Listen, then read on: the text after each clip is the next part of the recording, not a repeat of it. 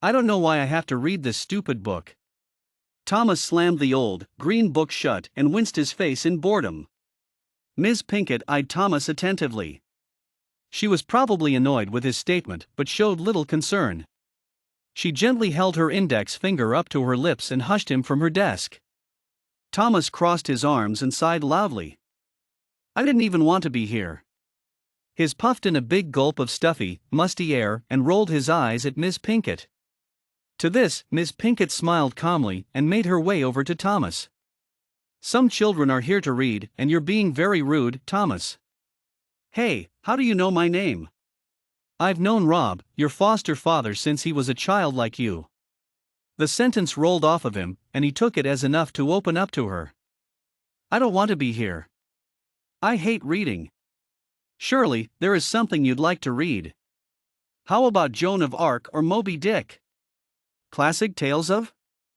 No, my dad said I have to read this one. He held the book up to Miss Pinkett, and she gently took the book from his hands. Ah, To Kill a Mockingbird? She opened the book to the middle and touched the pages as if they contained magic in them. It is a great book, but I don't think you'd like this one. Thomas's interest was piqued. Why not? He asked, defiantly. Well, because this is a really good book, but you have to really pay attention to every single word, even if there is a lot of profanity in it. Profanity? Like curse words? He licked his thumb and started flipping through the pages to find one.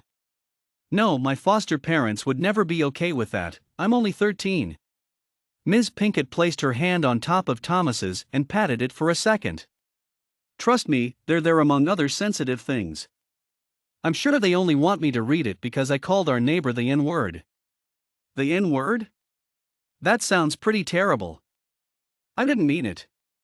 His eyes dropped and he looked down at his shoes in embarrassment that the librarian was being so calm and nice to him when she had every right to be just as mad as his foster parents. My last foster parents would call one of us that every time we did something wrong, and the neighbor started it. He called me a bastard for throwing a ball at his car. I didn't mean to hit his car, it was an accident, and then I got so upset the word just fell out of my mouth. She got quiet for a second, as if deep in thought. She struggled with herself for a bit, she sighed and looked away, and sighed again. What's wrong? Thomas asked.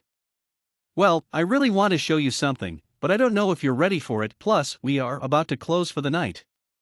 I'm ready. Thomas began to dance around in his body without moving his feet.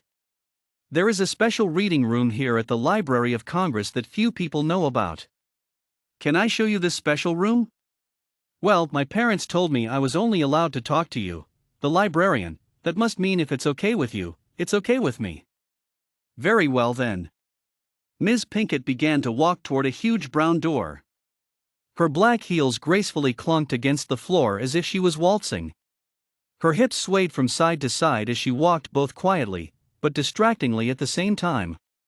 She swiped her keycard and the long hallway suddenly opened up a world of possibilities to Thomas. He had never seen this area of the library before, and he had been there at least 3 times since he moved in with his new foster parents. They walked and walked, they passed and passed door after door. Thomas stopped counting after 17, and now he began to drag his feet in boredom. Are we there yet? No, Thomas.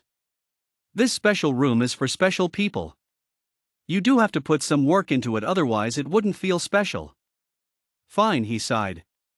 He walked beside her and tried to guess in his head which door would be the door, but he was wrong every single time. When they reached the end of the very long corridor, Miss Pinkett stopped and faced Thomas. You have to make a choice, Thomas. The door on your left is if you really believe you said the N-word by accident. The door on your right is if you knew what you were saying but decided to say it anyway because it felt good to hurt someone else. Thomas pouted his lips and crossed his arms. So, you tricked me. No, Thomas. No trick, whichever door you choose will lead you to a different room. Fine, I said it by accident. He touched the handle to the door on the left side and pushed it open. It was dark, and it creaked loudly as he pushed himself through the door. He could see Miss Pinkett standing at the end of the corridor, and he flayed his arms around. How'd you do that? He waited for a second as he thought about what happened. He must have fallen asleep and this was all just a dream. He turned around to go back through the door that he came through, but it was locked. He went to the next door which was also locked. He did this for the next 10 doors before he gave up and ran toward Miss Pinkett. He didn't like this dream anymore. He wanted to wake up. When he finally reached Miss Pinkett, he scolded her. "Why did you make me go through that door?" "Me? I didn't make you do anything. I was afraid this would happen. Are you ready to make the right choice?" He looked at Miss Pinkett, "But I didn't mean to." Miss Pinkett gave Thomas a look of disappointment and waited for Thomas to make the correct choice. Thomas put his hand on the left door again. "Thomas, the left means you didn't mean to really say what you said." He left his hand on the knob and stood there thinking for a bit. He sighed and hung his head lowly. He let his hand fall to his side, and while still staring at the floor, he made his way to the other side. "I'm really sorry I said the N-word, Miss Pinkett." He pushed the door open and closed it behind him. The room was dark, and Thomas turned around to leave the way he came in. The door was locked. He turned around and slunk into the ground with his back to the door. "Hello?" The booming sound of a man's voice made Thomas's head snap up. There in front of him was a tall, handsome man with thick black glasses. "What are you doing on the floor, son?" He reached his sturdy hand down to help Thomas up. "Who are you?" Thomas asked curiously. "Where are my manners?" "My name is Atticus." "Atticus?" Thomas repeated. "Finch. Atticus Finch." He pointed to the small table behind them. "Do you want to have a seat so we can discuss the elements of your case?" "My case?" Thomas suddenly felt confused. "Yes.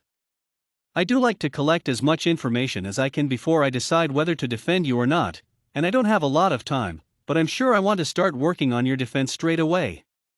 "Defend me against what?" "Thomas, I am a very busy man. Do you want my help or not?" He sat down and began to scribble notes into his legal pad. Thomas looked around the room and sat down at the small reading table. "I don't understand what is happening. Look, you need a good defense if you want to get out of this in one piece. I have a little girl around your age, Scout is her name. It just seems like the right thing to do, son." Thomas sat and studied the man intently. "I just want to go home. That's all I want too. I want you to go home and live a happy life, but I can't do that if you don't trust me." He stopped scribbling notes and looked up at Thomas. "How about I tell you about a very special case involving a man named Tom Robinson?" Thomas settled in and hung off every word. He listened to the entire story straight from Atticus Finch. Hours went by, but it felt like minutes to Thomas. When the story was just about over, there was a knock at the door. Miss Pinkett came in and said hello to Atticus before telling Thomas the library was getting ready to open for the day. Thomas was still completely mesmerized by Atticus, and they said their goodbyes. Before leaving, Atticus handed Thomas a first edition book of The Grey Ghost and tells Thomas to read it. He takes the book and walks out with Miss Pinkett. They make their way to the reading room where Thomas originally met Miss Pinkett. She tells him to take a seat and wait for his foster parents to pick him up. She waits for a moment.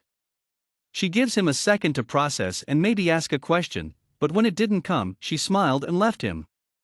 He wanted to think about how great it was to meet Atticus, but he laid his head against the table instead. He was terribly tired, and his was asleep in a matter of seconds because he had never stayed up past midnight, let alone 8 o'clock in the morning. He dozed off and was awoken by his foster father gently nudging him. Thomas realized he was dreaming, and on the drive home, his foster dad what he thought about the book. When Thomas recounts the story, Atticus told him in his dream, Thomas's foster father is ecstatic. They begin to discuss the details of the story and Thomas cannot believe how much of his dream was in the book. At home, he hands the book to his foster dad and tells him he would like to reread it together, but when his foster father opens the book, he realizes it isn't How to Kill a Mockingbird, it is actually The Grey Ghost. Thomas looks at his foster dad and gasps. His foster dad hid a truth in his smile, and handed the book back to Thomas to read.